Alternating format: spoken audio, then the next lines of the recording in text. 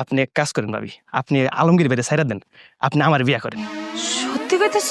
অবশ্যই সত্যি ভাবি। দে 10 লাখ টাকা দে, টাকা দে 10 লাখ। 10 লাখ টাকা দে, আমি আসার বাপের এখন ডিভোর্স দিয়া তোরে বিয়া করতেছি। দে টাকা দে। আগে 10 লাখ টাকা নিয়ে কি করবেন? আগে চলেন, আমরা একটু প্রেম প্রীতি করি, আড্ডাবাজি করি, ঘোরাফেরা করি, তারপরে তো বিয়ে করবোই ভাবি। এর আগে চলেন একটু যে ঘোরাফেরা প্রেম প্রীতি এগুলো করি। ওরে হারামজাদা রে, হারে হারামজাদা তুই, হ্যাঁ? তুই কি আমার বলত পাইছস? তুই আমার এক হলি ভাবি, আমার কোনো মাইয়া ভাল লাগতেছে না, আপনি আলমগীর বাইরে ছাইরা দেন, আপনার আমি বিয়া করবো। এই তোর কি মনে হয় বুঝি না?